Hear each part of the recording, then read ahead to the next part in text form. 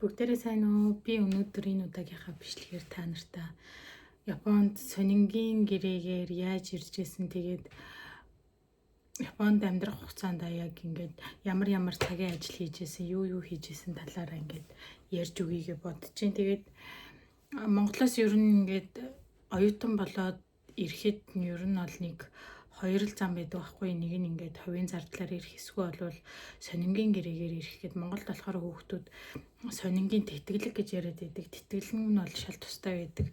Тэгээд тэр маань болохоор сонингийн гэрээ гэж явдаг байгаа шүү. Та нар маань бас тэрийг ялгаж ойлгоорой. Тэгээд би анх Японд 2020 оны 4 сард иржсэн. Тухайн үед бол яг корона гарч эхлээд ер нь ингээд нислэг зогсох гээд ер нь хаагдах гэжсэн. Яг тэрний яг хил хаагдахын өмнөх нь л яг бид нар яг ирж тааржсэн байхгүй. Тэгээд 11 бандтай би ганцаараа иржсэн. Тэгээд сонингийн гэрээ болохоор ингээд би болохоор тухайн үед сонингийн гэрээгээр явъя гэдэг яагаад шийдвэр гаргасан бэ гэхээр тухайн үед гарах зарлага нь хувийн зардлаас арай бага мөнгө төлөхөр байсан. Тэгээд эренгүүт ажил маань бэлэн, амьдрах байр маань бэлэн гэдэг утгаараа тэр нь айгүй давуу тал байсан болохоор би сонингийн гэрээг сонгож байсан. Тэгээд хувийн зардал болохоор яадаг вэ гэхээр ирээд амьдрах байрныхаа түрээс тэгээд толгой мөнгө бид нар төлдөг байхгүй. Японд байр түрээслэхэд толгой мөнгө өгчээж тэгээ гэрээ ээжэж ордог. Тэгээд тэр мөнгөө төлнө. Тэгээд ирээд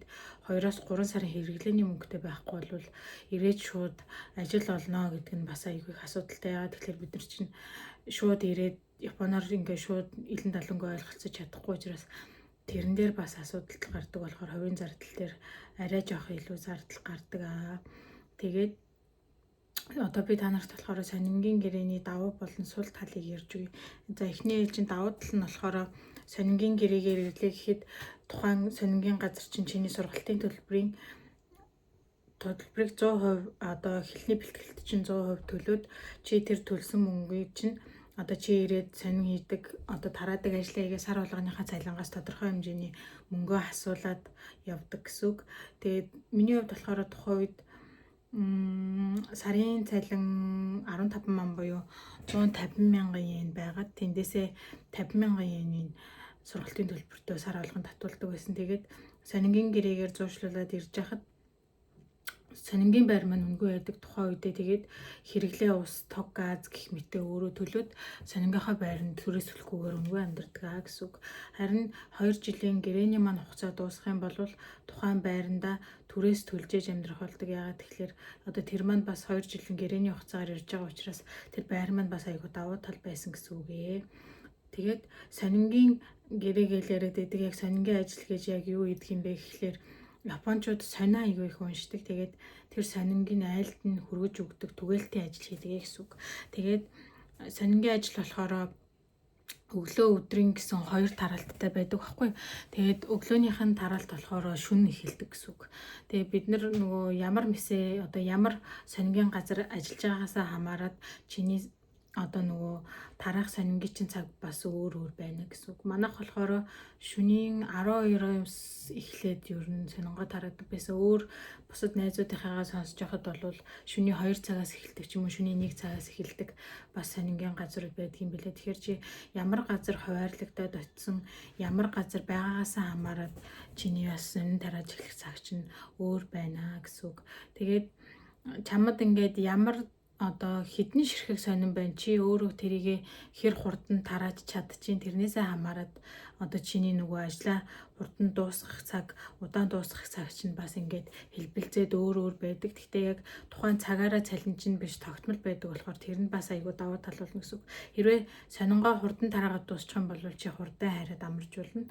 Хэрвээ жоохон одоо ингээл бас сонингийн нэг сул тал нь юу вэ гэхээр 7 хоногийн 6 өдөр тараалт хийдэг. Тэгээд 6 өдөр тараалт хийхдээ өглөө өдөр гэсэн 2 сонингоо тарана. Тэгээд 7 хоногт 1 л өдөр шөнө унтна гэсэн үг. Тэгэнгүүт сард 4 хоног л одоо шөнө амардаг байх нэ гэсэн үг.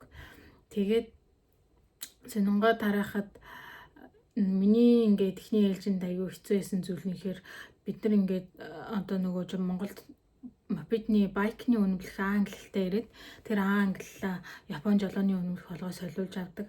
Тухайн үед би үнэмлэхээ солиулж авч хахад шалгалтын тест нь 10 онооноос 7-г авах юм бол тэнцдэг гэсэн. Тэгээд шалгалтаа ингээд тухайн үед нэг 2000 yen билүү 3000 yen-ээр өгчээсэн санагдчихэв.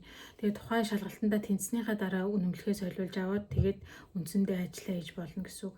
Дугаагаар тарах, сонингоо тарах юм бол жоохон хэцүү л дээ. Тэр чинь тэгээд сонингоо хачин дээр нь өөрөө жигээ сонингоо тарна гэдэг чинь бас айгүй хүнд байдаг болохоор ер нь байкны үнэмлэхтэй байгаа тэрийгээ солиулаад сонин тарах юм бол арай амар гэсэн үг ээ.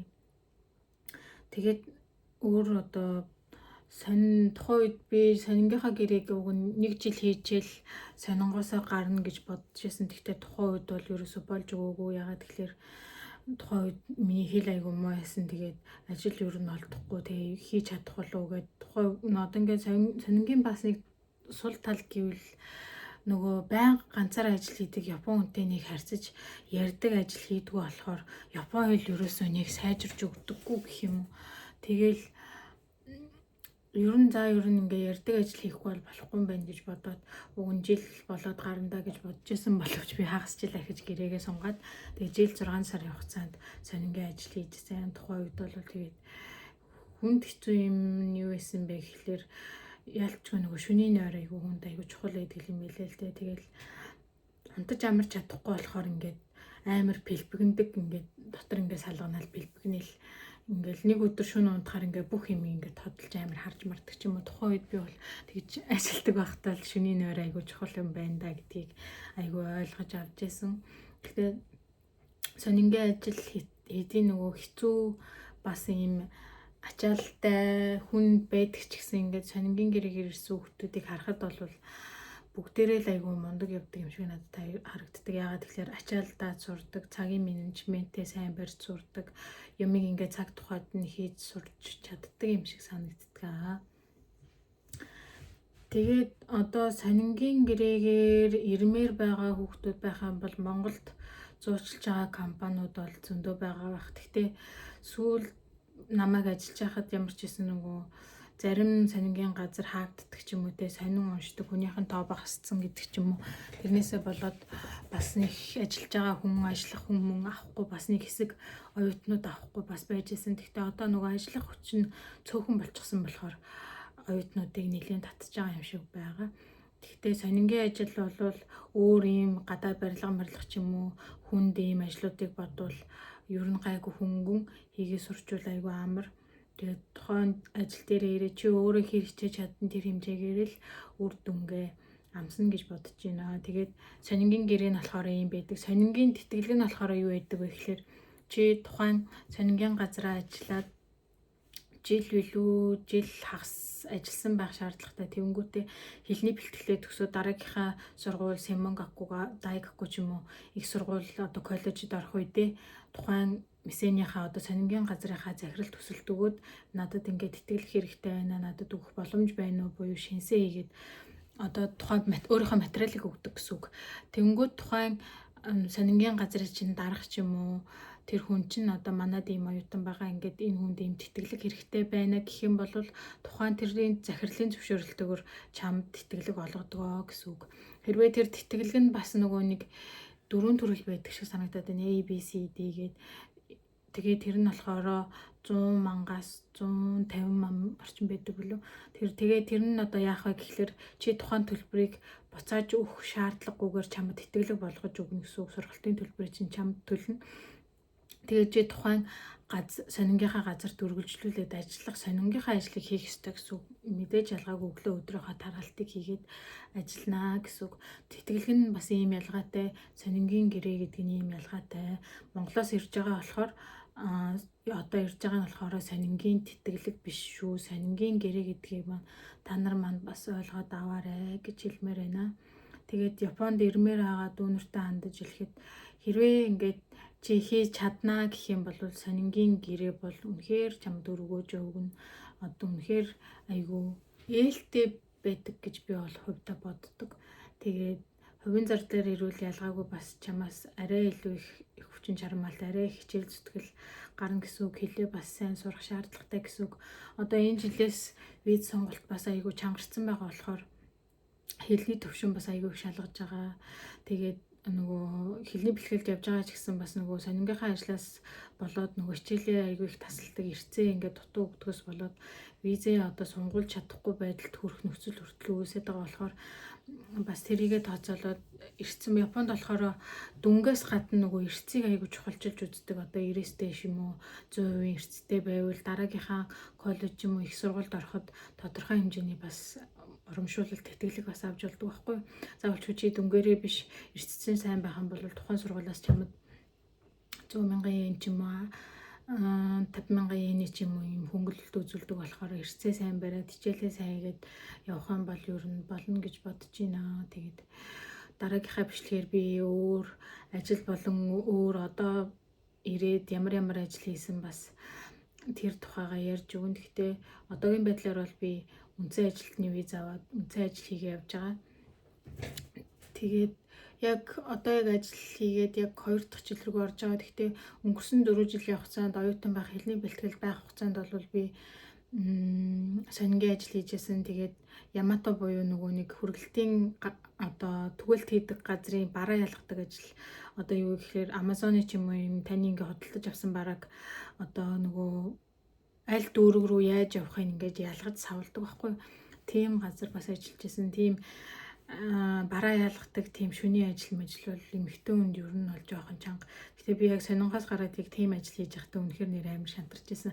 Сонингийн маань л ажил гоё яадаг байжтэй, айгүй амар яадаг байжтэй гэл тэгэж бодож байсан. Тэгээд тэр ажлаасаа гараад би 24 цагийн дэлгүүр би одоо Монголд байдаг CUG-с 25 шиг тийм дэлгүүрт бас хөдөлгөгчийн ажил хийжсэн. Тухайн тэр ажилд ороод бас миний ерөн сонсгол айгүй сайжирч байсан.